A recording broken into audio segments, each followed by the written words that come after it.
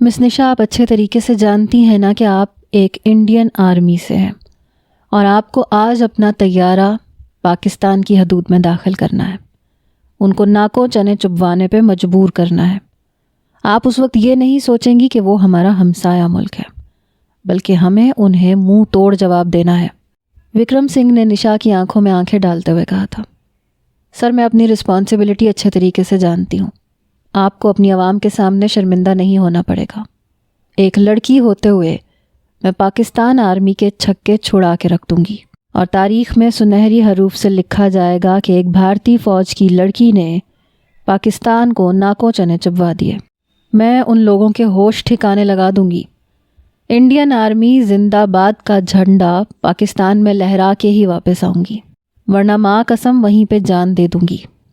وکرم سنگھ نے اسے ستائشی نظروں سے دیکھا تھا۔ فائٹر نشا، مجھے تم سے یہی امید تھی۔ بہرحال کل سے تمہارا امتحان شروع ہے، آج تم گھر جا سکتی ہو، اپنے گھر والوں کو آخری دفعہ الوداع کر کے آنا۔ وہ کہنے لگی، جی سر میں جانتی ہوں، جب انڈین آرمی جوائن کی تھی اور انڈین ایئر فورس کا پہلا جہاز اڑایا تھا تبھی اپنے گھر والوں کو آخری دفعہ الوداع کہہ دیا تھا۔ سر میں اپنا تن من دھن لگا دوں گی لیکن شکست پا ہو کر واپس نہیں آؤں گی۔ بہرحال دوسری طرف سے بھی جنگ کے لحاظ سے پوری تیاری کی گئی تھی۔ دونوں ممالک میں یہ طے پایا تھا کہ آزادی کے دن یا تو خوشیاں منائی جائیں گی یا پھر ماتم۔ کسی ایک ملک میں خوشیوں کا جشن منایا جانا تھا اور دوسرے میں ماتم، اور دونوں کی یہی کوشش تھی کہ ایک دوسرے کو شکست دیں۔ پاک آرمی کی طرف سے بھی تیاری میں کوئی کمی نہیں تھی۔ زمین پہ بارڈر کی طرف سے فوجیوں نے مورچے سنبھال رکھے تھے۔ فضائی آرمی کے جنگی جہاز پورے ملک کے چاروں طرف گردش کر رہے تھے۔ کہیں بھی کوئی خطرے کی گھنٹی سنائی دیتی تو اسے وہیں پر دفن کر دیا جاتا۔ بات چاہے پاکستان کی ہو یا بھارت کی، دونوں طرف سے ہی ایک دوسرے کے واروں کو شکست دی جا رہی تھی۔ دونوں کی طرف سے آنے والے ڈرونز کو حملوں میں گرایا جا رہا تھا۔ جب بھی انڈین آرمی کی طرف سے پاکستان کو شکست دی جاتی تو خوشی کی لہر صرف حکمرانوں تک ہی دوڑ رہی تھی۔ البتہ پاکستان اور انڈیا کی عام پبلک اس جنگ کے خلاف تھی۔ لوگوں کے دلوں میں ایک دوسرے کے لیے محبت کے بیج کومپل بن کے پھوٹنے لگے تھے، اور وجہ تھی سوشل میڈیا۔ جی ہاں دوستو، سوشل میڈیا۔ سوشل میڈیا کی جہاں 100 برائیاں ہیں اور اسے برائیوں کی ماں کہا جاتا ہے، وہیں پہ بہت سی اچھائیاں بھی ہیں۔ انہی میں سے ایک یہ ہے کہ وہاں کے ولاگرز اور یہاں کے ولاگرز کا اتفاق رائے ہونا، جو کہ ایک دوسرے کے ڈراموں اور ویڈیوز پہ تبصرے کرتے ہیں۔ بہت سے انڈین ولاگرز پاکستانی ڈراموں کی بہت تعریف کرتے تھے اور پاکستان کے کلچر کی بھی، اور یہی وجہ تھی کہ لوگوں کے دلوں کی دوریاں اور غلط فہمیاں دور ہونے لگی تھیں۔ اسی طرح پاکستانیوں کو بھی اس بات کا ادراک ہونے لگا تھا کہ انڈیا میں نفرت اور اشتعال انگیزی اتنی نہیں ہے جتنی بیان کی جاتی ہے۔ وہاں پہ رہنے والے ہندو مسلم آج بھی ایک صف میں کھڑے ہیں۔ اگر کسی ہندو کو مشکل پیش آتی ہے تو مسلمان آج بھی اس کی مدد کرتا ہے، اور جہاں مسلمان پھنستا ہے وہاں پہ ہندو بھائی اس کے سگے بھائیوں سے بڑھ کر اس کا ساتھ دیتا ہے۔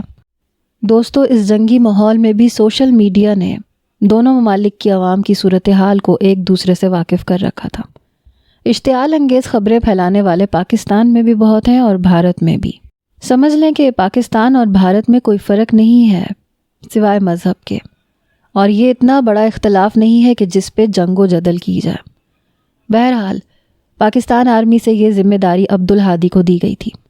دونوں افواج کے خون گرما دیے گئے تھے کہ جہاں دشمن کو دیکھو بس وہیں پہ اپنی پوری کی پوری طاقت لگا دو۔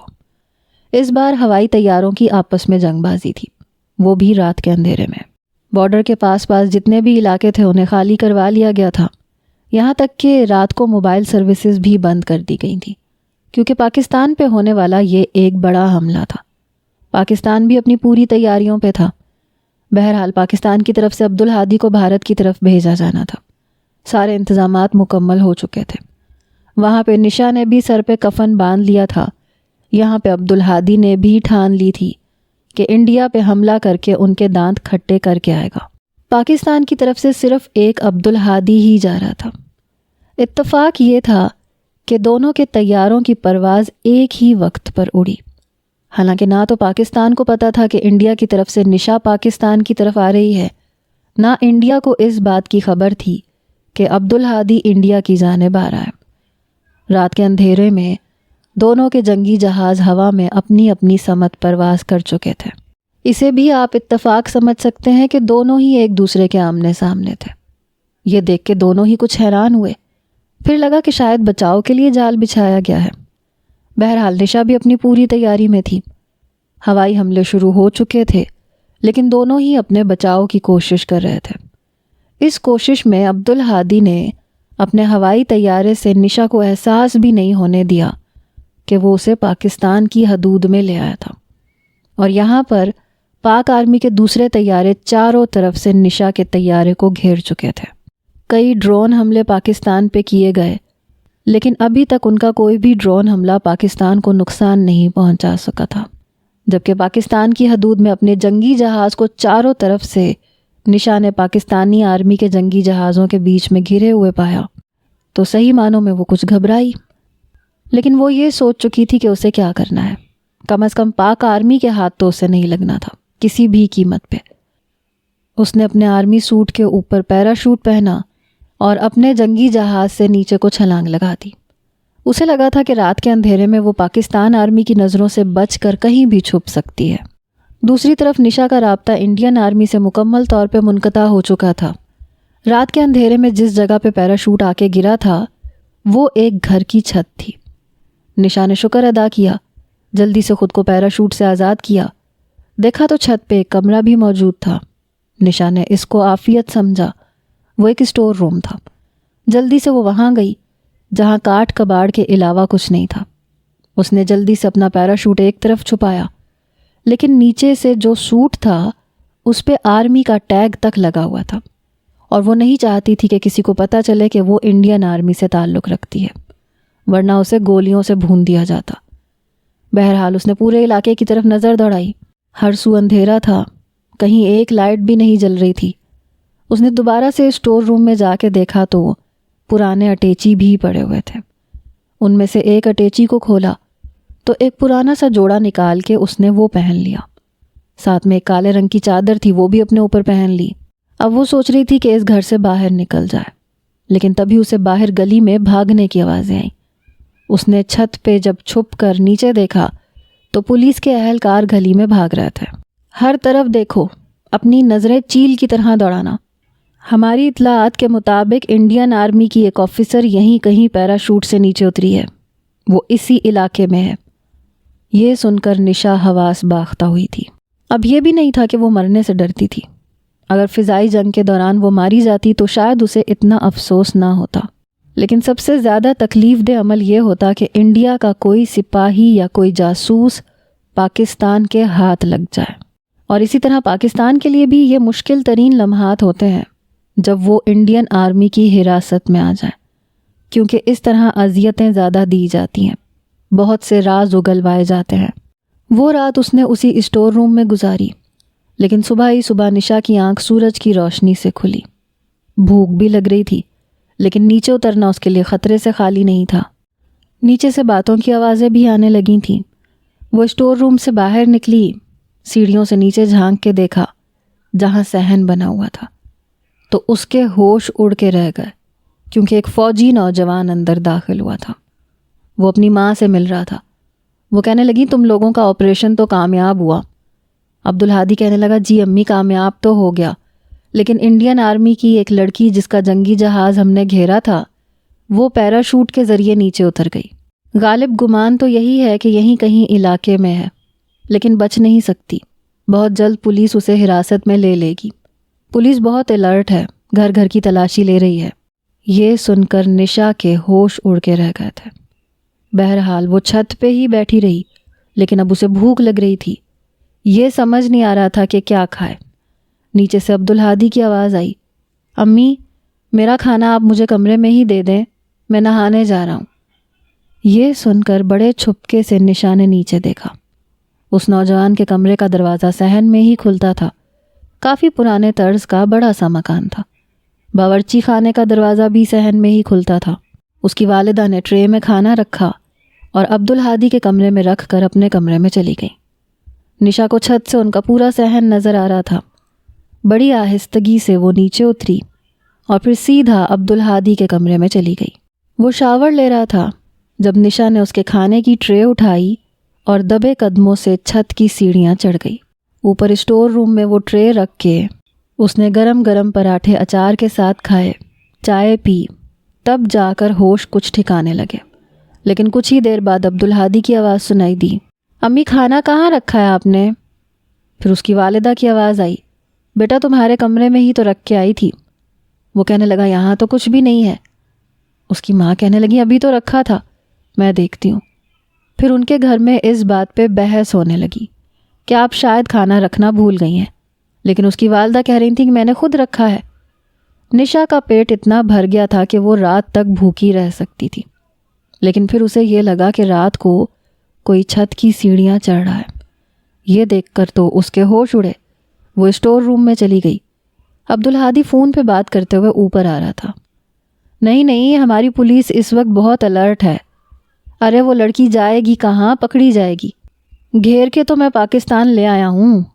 ایک بار اگر وہ ہاتھ لگ جائے تو سمجھو کہ ہم بہت سے راز جان جائیں گے۔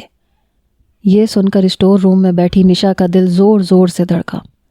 کافی اچھی صحت اور جان کا مالک عبدالہادی اس انداز سے بات کر رہا تھا کہ اگر اسے نشا نظر آ گئی تو اس کا گلا ابھی دبوچ لے گا۔ بہرحال عبدالہادی کو وہ دیکھ رہی تھی جو چھت کی منڈیر کی دوسری جانب دیکھ کر فون پہ بات کر رہا تھا۔ نشا کی طرف عبدالہادی کی پشت تھی۔ عین اسی وقت نشا کا پیر ٹرے میں رکھے گلاس پہ لگ گیا اور گلاس گر گیا۔ جیسے ہی آواز پیدا ہوئی عبدالہادی نے فوراً سے پلٹ کے دیکھا، لیکن نشا اندھیرے میں چھپ گئی تھی۔ دل بڑی زور سے دھڑک رہا تھا کیونکہ عبدالہادی نے فون بند کر دیا تھا۔ کہنے لگا میں بعد میں بات کرتا ہوں۔ جیسے جیسے وہ قدم اسٹور روم کی طرف بڑھا رہا تھا، نشا کی جان نکل رہی تھی۔ جیسے ہی اس نے اسٹور کا دروازہ کھولا، وہ اپنا سانس روک کے کھڑی ہو گئی۔ وہاں کھانے کی ٹرے اور گرا ہوا گلاس دیکھ کر عبدالہادی کچھ تفتیش میں پڑ گیا، کیونکہ یہی کھانے کی ٹرے اس کی والدہ اس کے کمرے میں رکھنے کا بتا رہی تھی۔ اس کا مطلب کہ کوئی تھا جو اسٹور روم میں موجود تھا۔ عبدالہادی نے جان بوجھ کے لائٹ آن نہیں کی تھی۔ پھر کہنے لگا شاید کوئی بلی ہے۔ یہ کہہ کے اس نے دروازہ بند کر دیا۔ نشا نے سینے پہ ہاتھ رکھ کے اپنا سانس بحال کیا، لیکن جیسے ہی وہ دروازے کے پاس آنے لگی، کسی چٹانی وجود کے ساتھ ٹکرائی۔ اس سے پہلے کہ وہ نیچے گرتی، کسی نے اس کی کمر کو بڑی مضبوطی سے پکڑ کے کھڑا کیا۔ ساتھ ہی اسٹور روم کی لائٹ جلی۔ سامنے عبدالہادی کھڑا تھا۔ وہ اسٹور روم سے باہر گیا ہی نہیں تھا۔ اسے شک ہو چکا تھا کہ کوئی نہ کوئی اندر موجود ہے، لیکن اندھیرا بہت زیادہ تھا، اس لیے اس نے اسٹور کا دروازہ ضرور بند کیا تھا، لیکن خود دروازے کے پاس ہی کھڑا رہا، جو نشا کو دکھائی نہیں دیا۔ اس وقت وہ اس کی گرفت میں آ چکی تھی۔ اگلے ہی لمحے عبدالہادی نے اسے چھوڑ دیا۔ کہنے لگا کون ہو تم اور میرے گھر میں یہاں اسٹور روم میں چھپ کے کیا کر رہی ہو؟ بڑا سخت لہجہ تھا۔ وہ بری طرح سے بوکھلائی۔ کہنے لگی میں ایک غریب لڑکی ہوں۔ میری چچی میری شادی کسی بوڑھے آدمی سے کرنا چاہ رہی تھی، اس لیے میں گھر سے بھاگ گئی۔ سب کے دروازے بند تھے، صرف آپ کے گھر کا دروازہ کھلا تھا، اس لیے میں اندر آ کے اوپر چھت پہ چھپ گئی۔ میں آپ کو کوئی نقصان نہیں پہنچاؤں گی، پلیز مجھے پناہ دے دیں۔ وہ بڑی معصومیت سے ایک جھوٹی کہانی گھڑ چکی تھی۔ عبدالہادی نے سر سے پیر تک اسے بڑے غور سے دیکھا۔ وہ گھبرا رہی تھی۔ کہنے لگا میں کیسے مان لوں کہ جو کچھ تم کہہ رہی ہو وہ سچ ہے؟ وہ کہنے لگی میں کیوں جھوٹ بولوں گی؟ ایک لڑکی یوں کسی کے گھر میں چھت پہ چھپ کے بیٹھ سکتی ہے کیا؟ اس کا کوئی مقصد ہوگا۔ دیکھیں مجھے میرے چچا کے حوالے مت کیجیے گا، وہ لوگ بہت زیادہ ظالم ہیں۔ وہ بڈھے سے میری شادی کر دیں گے۔ پیسوں کے لالچ میں وہ لوگ اندھے ہو چکے ہیں۔ ساتھ ہی آنسو بھی ٹپکانے لگی۔ عبدالہادی کہنے لگا کہ چلو نیچے آؤ۔ نشا کہنے لگی نہیں، میں یہاں اسٹور روم میں ہی ٹھیک ہوں، لیکن وہ اس کی کلائی پکڑ کے اسے نیچے لے آیا، جہاں اس کی والدہ رات کے کھانے کی تیاری کر رہی تھی۔ ایک اجنبی لڑکی کو عبدالہادی کے ساتھ دیکھ کے کہنے لگی یہ لڑکی کون ہے؟ عبدالہادی کہنے لگا یہ ہماری چھت پہ چھپ کے بیٹھی ہوئی تھی، کہتی ہے چچا بڈھے سے شادی کرنے لگا تھا، اس لیے بھاگ کر یہاں آ گئی ہے۔ اماں کہ آپ گھر کا دروازہ کھلا رکھتی ہیں؟ اس کی والدہ کہنے لگی نہیں بیٹا، شاید کھلا رہ گیا ہو، تم تو جانتے ہو گھر میں اکیلی ہی ہوتی ہوں۔ کہنے لگا آج رات آپ اسے اپنے کمرے میں رکھیں، صبح میں اس لڑکی کو پولیس کے حوالے کروں گا۔ یہ سن کر نشا کی جان نکلی۔ اس نے عبدالہادی کی والدہ کے سامنے ہاتھ جوڑ دیے، کہنے لگی خالہ جی خدا کے لیے مجھے پولیس کے حوالے مت کیجیے گا، میرا چچا مجھے، یہ کہہ کے رونے لگی۔ پھر کہنے لگی میں آپ کی خوب خدمت کروں گی، مجھے صرف اس گھر میں پناہ چاہیے اور کچھ نہیں۔ عبدالہادی کہنے لگا اماں آپ اس کی تلاشی لیں، اسے کمرے میں لے جا کے۔ نشا کو اس بات کی پرواہ نہیں تھی کیونکہ اس کے پاس ایسی کوئی چیز نہیں تھی، سب کچھ وہ چھت پہ چھپا چکی تھی۔ عبدالہادی کی والدہ اسے کمرے میں لے گئیں، اس کی تلاشی لی لیکن کچھ نہیں نکلا۔ پھر باہر آ کے کہنے لگیں عبدالہادی تم خواہ شک کر رہے ہو، وہ لڑکی تو بہت شریف ہے اور اس کے پاس ایسا کچھ بھی نہیں ہے۔ وہ کہنے لگا ٹھیک ہے، آپ اسے اپنے کاموں کے لیے رکھ لیں، ذرا یہ جنگ کا معاملہ کچھ ٹھنڈا ہو جائے تو اس کے چچا کو بھی دیکھ لیں گے۔ نشا کہنے لگی نہیں خدا کے لیے میرے چچا سے کچھ مت کہیے گا، کیونکہ وہ آپ کے سامنے تو بڑے وعدے کرے گا کہ میرے ساتھ کوئی ظلم زیادتی نہیں ہوگی، لیکن میں جانتی ہوں وہ مجھے مار ڈالیں گے۔ عبدالہادی کی والدہ کہنے لگی چلو ٹھیک ہے، ہم تمہیں کہیں نہیں بھیجیں گے، بس تم ہمارے گھر پہ ہی رہو۔ نشا نے ایک سکون کا سانس لیا۔ عبدالہادی اپنے کمرے میں چلا گیا۔ آہستہ آہستہ نشا نے اس کے گھر کا سارا کام بڑی خوش اسلوبی سے کرنا شروع کر دیا، ساتھ میں اپنے چچا چچی کے مظالم کی جھوٹی کہانیاں بھی سناتی رہتی، جس سے عبدالہادی کی والدہ کا دل پسیج کے رہ جاتا۔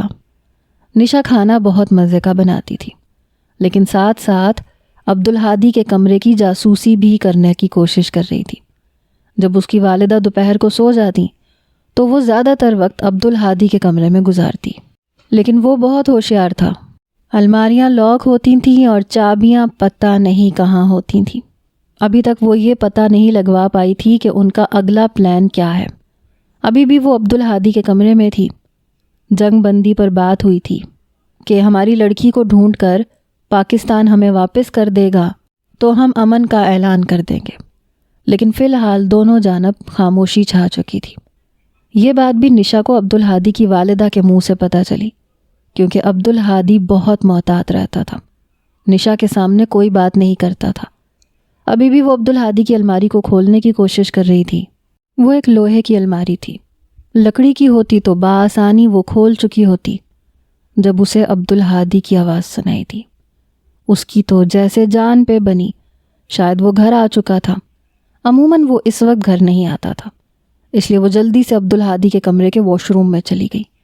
وہ اسی کو پکار رہا تھا کیونکہ اپنے چھوٹے موٹے کام وہ اسی سے کرواتا تھا۔ نشا نے یہی سوچا کہ اسے شاور لے لینا چاہیے تاکہ عبدالہادی کو لگے کہ وہ اس کے کمرے میں شاور لینے کی غرض سے آئی تھی۔ پھر اسے لگا کہ جیسے عبدالہادی اپنے کمرے میں آ چکا ہے۔ اس نے جلدی سے شاور لیا، کپڑے تبدیل کر کے جیسے ہی باہر آئی تو باہر عبدالہادی ماتھے پہ بل ڈالے اسے دیکھ رہا تھا۔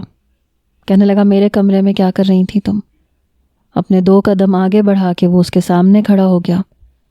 جی میں آپ کی امی کے کمرے کے واش روم کا نل خراب ہو گیا تھا، بلکہ خراب نہیں ہوا تھا، وہ بہت ٹائٹ تھا، مجھ سے کھل نہیں رہا تھا، اس لیے آپ تو گھر پہ نہیں ہوتے تو میں نے سوچا آپ کے کمرے میں جا کے نہا لیتی ہوں، لیکن میں نے آپ کی کوئی چیز چرائی نہیں ہے جی، وہ بڑی معصومیت سے بولی۔ لڑکی کافی خوبصورت تھی، گیلے بالوں میں تو اور بھی حسین لگ رہی تھی۔ عبدالہادی کہنے لگا چلو شاباش باہر جاؤ اور چائے بنا کے لاؤ۔ عبدالہادی کے یوں لاپرواہ انداز پر نشا نے سکون کا سانس لیا۔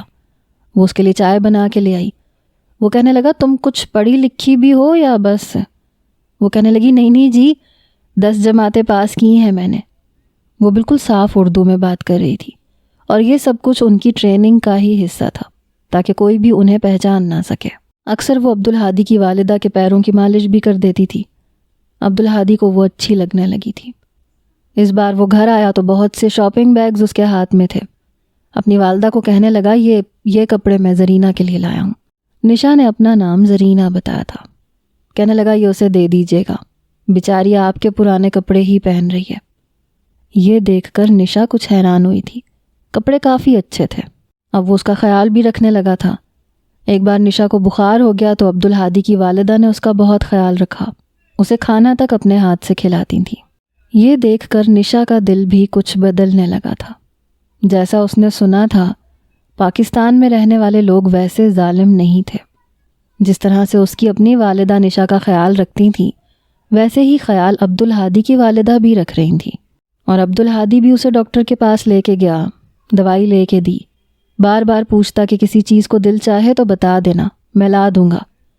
پتہ نہیں کیوں لیکن نشا کو یہ سب کچھ اچھا لگنے لگا. 1 مہینہ گزرا جب عبدالہادی کی والدہ نے نشا کے ہوش اڑائے. کہنے لگیں بیٹا مجھے تم بہت پسند ہو، میں چاہتی ہوں کہ تمہیں اپنی بہو بنا لوں، تمہارے چاچا سے تمہارا رشتہ مانگنا چاہتی ہوں. یہ سن کے وہ بری طرح سے گھبرائی. کہنے لگی نہیں میں ایسا نہیں کر سکتی، میرے چچا کبھی نہیں مانیں گے. عبدالہادی کی والدہ کہنے لگی بیٹا میں بات کر لوں گی، اور اگر تمہاری رضامندی ہو تو تمہارے چچا کے بنا بھی تمہارا نکاح ہو سکتا ہے. لیکن وہ بار بار انکار کر رہی تھی کہ نہیں میں نکاح نہیں کر سکتی. عبدالہادی کی والدہ نے اس سے بڑی بار وجہ بھی پوچھی کہ کیا تمہیں عبدالہادی پسند نہیں ہے؟ تو کہنے لگی نہیں وہ تو بہت اچھے ہیں، آپ بھی بہت اچھی ہیں، لیکن آپ بھی سمجھنے کی کوشش کریں، میں نہیں کر سکتی نکاح. عبدالہادی کی والدہ مایوس ہو چکی تھیں. رات کو جب عبدالہادی نے اپنی والدہ سے پوچھا کہ آپ نے زرینہ سے پوچھا تھا کیا کہتی ہے وہ، تو وہ کہنے لگی اس نے تو منع کر دیا اور کوئی وجہ بھی نہیں بتا رہی، بس یہی کہہ رہی ہے کہ میں نکاح نہیں کر سکتی. پہلی بار عبدالہادی اس کے کمرے پہ دستک دے کے اندر آیا. اس وقت وہ جائے نماز پہ بیٹھی نماز پڑھ رہی تھی. اسے یوں نماز پڑھتا دیکھ کر عبدالہادی کے چہرے پہ مسکراہٹ آئی. جیسے اس نے جائے نماز طے کیا، اپنے پیچھے پلٹی تو دیکھا کہ عبدالہادی اس کے پیچھے ہی کھڑا ہوا تھا. وہ بری طرح سے گھبرائی. کہنے لگی آپ میرے کمرے میں؟ وہ کہنے لگا ہاں مجھے تم سے کچھ بات کرنی ہے. کہنے لگی جی کہیے. عبدالہادی کہنے لگا میری والدہ نے تمہیں میرا ایک پیغام دیا تھا. زرینہ میں یہ جاننا چاہتا ہوں کہ انکار کی وجہ کیا ہے، کیا تم کسی اور کو پسند کرتی ہو؟ وہ نفی میں سر ہلانے لگی. پھر کہنے لگا مجھ میں کوئی برائی ہے؟ کہنے لگی نہیں لیکن میں آپ سے نکاح نہیں کر سکتی. وہ کہنے لگا کیوں نہیں کر سکتی؟ میں تمہیں بہت پسند کرتا ہوں، تمہیں بہت خوش بھی رکھوں گا، بتاؤ نا مجھ سے کیوں نہیں کر سکتی؟ چاہ کے بھی نشا یہ نہیں بتا پائی کہ وہ اصل میں کون ہے. عبدالہادی کہنے لگا میں تمہارے چچا سے مل کر تمہیں آزادی دلوا دوں گا، ورنہ اگر انہوں نے پولیس میں کیس کر دیا تو ہمیں پکڑا جا سکتا ہے کہ ہم نے ان کی بھتیجی کو زبردستی اپنے پاس رکھا ہوا ہے. میں تمہیں بہت پسند کرتا ہوں، میں تمہیں خوش بھی رکھوں گا. دل تو اس کا بھی عبدالہادی کے نام پہ دھڑکنے لگا تھا، اس لیے چاہ کر بھی عبدالہادی کے پوچھنے پر وہ انکار نہیں کر پائی. حالانکہ وہ جانتی تھی کہ جب اس کی حقیقت عبدالہادی کو پتہ چلے گی تو وہ اس کے ساتھ کیا سلوک کرے گا. لیکن پھر بھی اس وقت صرف دل کی ہی سن رہی تھی. عبدالہادی بہت خوش تھا. جمعے کے دن ان دونوں کا نکاح ہوا. نشا کا تعلق ایک مسلم گھرانے سے تھا، وہ ایک مسلمان لڑکی تھی لیکن تھی بھارتی. نکاح ہوتے ہی اسے عبدالہادی کے کمرے میں بٹھا دیا گیا. دلہن بنی وہ بے حد گھبرا رہی تھی.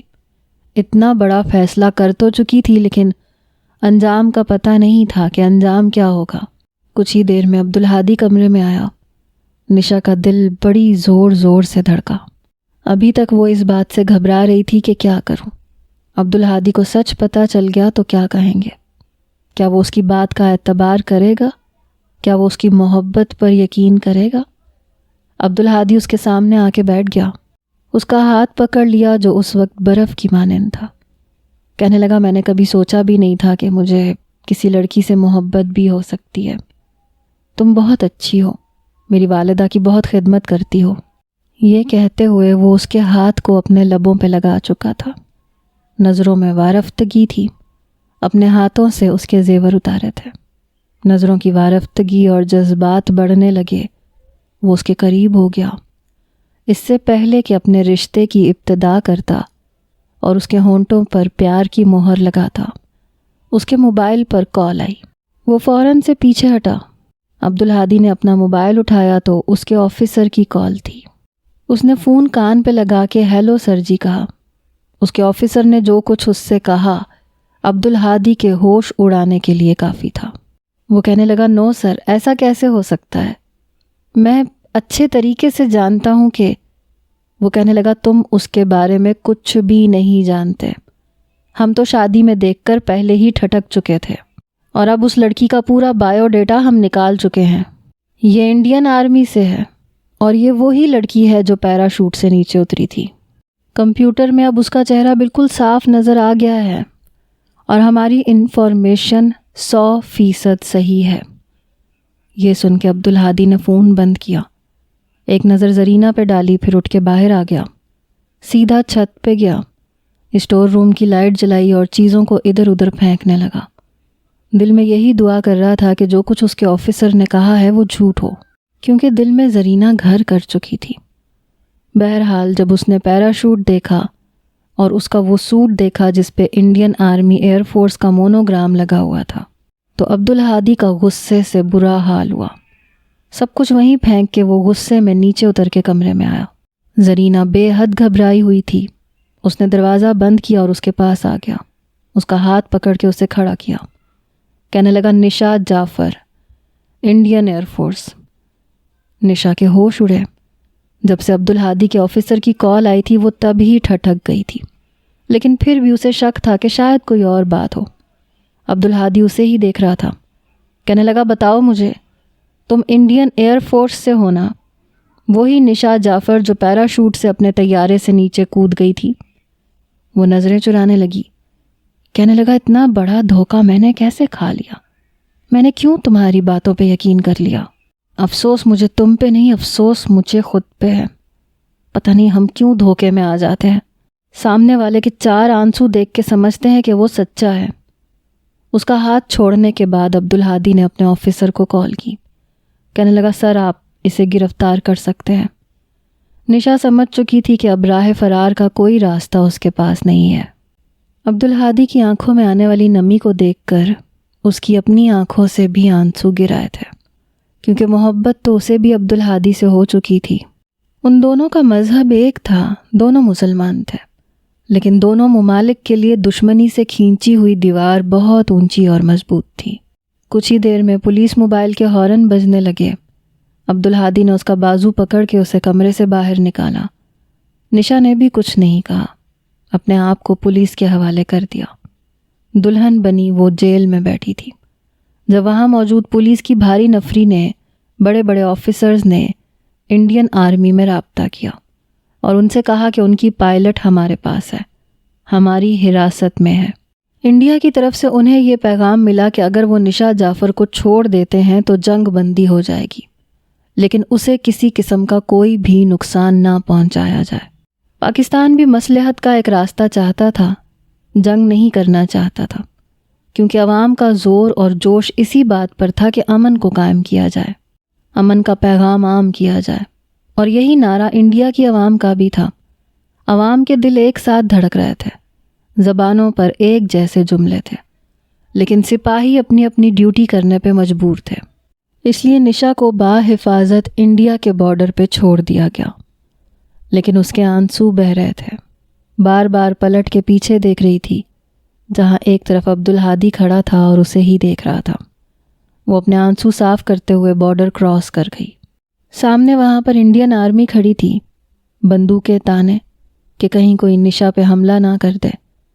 عبدالہادی اور نشا یوں تو جدا ہو چکے تھے، لیکن ایک دوسرے کے دلوں کا تبادلہ ضرور ہو چکا تھا۔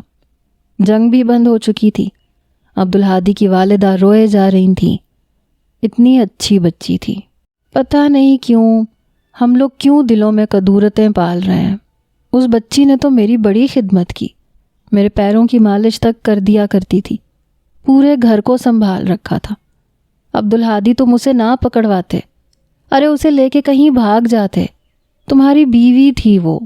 عبدالہادی کہنے لگا امی پلیز چپ کر جائیں، مجھے کچھ نہیں سننا اس کے بارے میں، وہ دھوکے باز لڑکی تھی۔ اس کی والدہ کہنے لگیں کیا دھوکہ دیا اس نے تمہیں، کیا نقصان پہنچایا؟ کچھ بھی تو نہیں۔ عبدالہادی سوچنے لگا کہ جو نقصان وہ میرا کر گئی ہے وہ میں آپ کو کیا بتاؤں۔ اس کی والدہ کہنے لگیں دیکھو بیٹا، دل ان لوگوں کے بھی ہماری طرح ہی ہے، ہماری طرح وہ بھی انسان ہیں، اپنے اندر ہمدردی اور ہر قسم کے جذبات وہ بھی ویسے ہی رکھتے ہیں جیسے ہم رکھتے ہیں۔ سرحد پار رہنے والے ہم جیسے ہی تو ہیں. تم اس سے بات کیوں نہیں کرتے؟ تمہاری بیوی ہے وہ، اس سے بات کرو. ڈیوٹی اپنی جگہ، رشتے اپنی جگہ. عبدالہادی کہنے لگا نہیں، مجھے کسی سے بات نہیں کرنی، اور بھول جائیں کہ وہ میری بیوی ہے. وہ ایک دھوکے باز لڑکی تھی. دوسری طرف نشا باحفاظت اپنے گھر پہنچ چکی تھی. اس کی والدہ، اس کے گھر والے اس سے پوچھ رہے تھے کہ تمہیں کوئی نقصان تو نہیں پہنچایا گیا، تمہیں کوئی اذیت تو نہیں دی گئی. وہ نفی میں سر ہلا رہی تھی. بظاہر کوئی بھی نقصان نہیں پہنچا تھا، لیکن دل البتہ عبدالہادی کے سینے میں رہ گیا تھا. رات کو نیند نہیں آتی تھی. اس کی باتیں یاد آتی تھیں.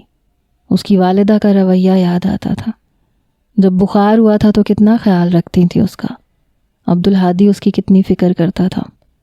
پہلی بار اس بات پر افسوس ہوا کہ سرحد کی دیواریں اتنی اونچی کیوں ہیں، یہاں کے اصول اتنے سخت کیوں ہیں. کیوں یہاں کا کوئی فرد وہاں کے کسی فرد سے محبت نہیں کر سکتا؟ کیوں پاکستان سے انڈیا میں بارات نہیں آ سکتی؟ کیوں انڈیا کی کوئی آفیسر کسی پاکستانی آرمی آفیسر کی بیوی نہیں بن سکتی؟ جب دلوں کا تبادلہ ہو سکتا ہے تو پھر انسان ایک دوسرے کے کیوں نہیں ہو سکتے؟ 1 مہینہ گزر گیا تھا، لیکن نشا بے بس ہوئی تھی. اس لیے عبدالہادی کو کال کی. چین سے تو وہ بھی نہیں تھا، اس لیے پہلی ہی بیل پہ فون اٹھا لیا. لیکن نشا یہ سمجھ نہیں پا رہی تھی کہ بات کیا کرے. کچھ دیر عبدالہادی نشا کی سانسوں کی آمد و رفت کی آواز سن کر سمجھ سکتا تھا کہ اس کے پاس بھی کہنے کے لیے شاید کچھ نہیں ہے. عبدالہادی نے ہی بات شروع کی. کہنے لگا کال کر لی ہے تو بات بھی کر لو. وہ کہنے لگی فون میں نے اپنے شوہر کو کیا ہے، ایک آفیسر سے بات نہیں کرنا چاہتی. اگر میرا شوہر مجھ سے بات کرنا چاہتا ہے تو بات کر لیتی ہوں. بے بس تو عبدالہادی بھی ہوا تھا. کہنے لگا ہاں تو بات کرو. پھر بے بسی سے کہنے لگا بہت مس کر رہا ہوں تمہیں، پلیز واپس آ جاؤ. عبدالہادی کی بات سن کے نشا کی آنکھوں سے آنسو ٹپکے. کہنے لگی لینے آ جاؤ، خدا کی قسم لینے آؤ گے تو ساری سرحدیں میں خود عبور کروں گی. عبدالہادی کہنے لگا تمہارے وہ آرمی آفیسرز گولیوں سے بھون دیں گے مجھے، بیوہ ہو جاؤ گی تم. وہ کہنے لگی تم پاکستانی آرمی سے بات کرو، میں اپنی آرمی سے بات کرتی ہوں. منانے کی کوشش کرتے ہیں، ہو سکتا ہے ان نفرتوں میں کہیں کوئی گنجائش نکل آئے ہم دونوں کے لیے. عبدالہادی کہنے لگا ٹھیک ہے میں بات کرتا ہوں. لیکن جیسے ہی اگلے دن یہ بات اس نے کی تو اس کے آفیسر کہنے لگے تمہارا دماغ تو خراب نہیں ہو گیا؟ تم جو کہہ رہے ہو وہ ناممکنات میں سے ہے. وہ لوگ تمہیں جان سے مار دیں گے. وہ لڑکی تمہیں پھنسانے کی کوشش کر رہی ہے، تمہیں مروانے کے لیے یہ سب کچھ کر رہی ہے. دوسری طرف نشا کو بھی کچھ ایسا ہی سننے کو ملا، اور ان دونوں نے ہی یہ کہا کہ ٹھیک ہے، اگر قسمت میں موت لکھی ہے تو کوئی بات نہیں، لیکن ہمیں آخری کوشش کرنے دیں. نشا کے گھر والوں کو نہ کوئی اعتراض تھا، نہ عبدالہادی کے گھر والوں کو. مسئلہ سرحد پار کا تھا جو ان دونوں کو ملنے سے روک رہا تھا. جب فوج کی طرف سے نشا بالکل مایوس ہو گئی تو اس نے سکھ برادری سے جا کے بات کی. وہ کہنے لگے ਭੈਣ ਜੀ ਤੁਸੀਂ ਫਿਕਰ ਹੀ ਨਾ ਕਰੋ, ਤੁਸੀਂ ਸਾਡੇ ਪੈਨੋਈ ਨੂੰ ਕਹਿ ਦਿਓ ਬਾਜੇ ਵਾਜੇ ਲੈ ਕੇ पूरी बारात ले के बॉर्डर पहुंच जाए, हम अपनी भैन ਨੂੰ ज़रूर पाकिस्तान रुखसत करेंगे. जी जो होगा देखा जाएगा. सारी की सारी सिख बरादरी बॉर्डर पे पहुंच गई. दुल्हन बनी निशा भी वहाँ पहुंची हुई थी, उसके घर वाले भी. इंडियन फ़ौज ने जब आधी से ज़्यादा आवाम को बॉर्डर पे देखा तो परेशान हो गए. दूसरी तरफ से पाकिस्तान से भी फ़ौज के लाख मना करने के बावजूद अवाम अब्दुल-हादी के साथ थी, और एक बहुत बड़ा मजमा था जिसे रोकना आर्मी के इख्तियार में शायद नहीं था. दोनों तरफ के अवाम के दिलों के जज्बात एक जैसे थे, इसलिए सबसे पहले इंडिया की तरफ से ऐलान हुआ, और देखो जी ये मोहब्बत का मामला है, नफ़रत का नहीं.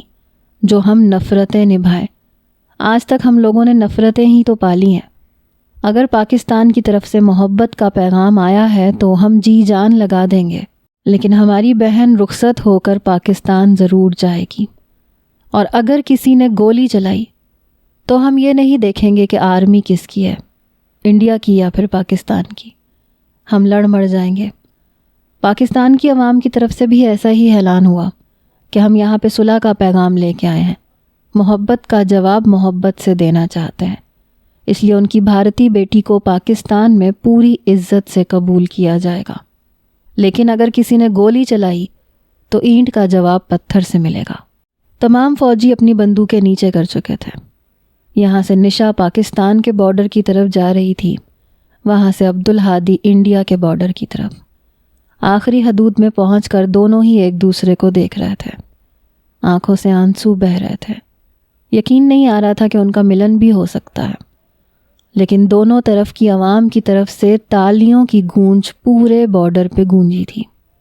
رات کے 12 بجے کا وقت تھا، 14 اگست کا اختتام تھا، 15 اگست کی شروعات تھی، جب عبدالہادی اپنی دلہن کو لے کر پاکستان آیا تھا۔ انڈیا کی فوج کچھ نہیں کر پائی اور نہ ہی پاکستان کی فوج، کیونکہ عوام کے جذبے بہت بلند تھے۔ محبت تھی جو ایک دوسرے کے لیے، جو بارڈر پہ کھڑے بڑے مجمع کی صورت میں نظر آ رہی تھی۔ ڈھول بجے، شہنائیاں بجیں، بھنگڑے ڈالے گئے، اس میں پاکستانی بھی شامل تھے اور انڈین بھی۔ رخصت ہو کر نشا عبدالہادی کے ساتھ آ چکی تھی۔ سوشل میڈیا پر اس خبر نے بہت دھوم مچائی، کیونکہ لوگ امن پسند تھے، دلوں میں محبت رکھتے تھے، نفرت نہیں۔ محبت جب دونوں طرف سے برابر ہو تو پھر نفرتوں کو ہار ماننی پڑتی ہے۔ آپ لوگوں کا کیا خیال ہے؟ کمنٹس میں اپنی رائے ضرور دیجیے گا۔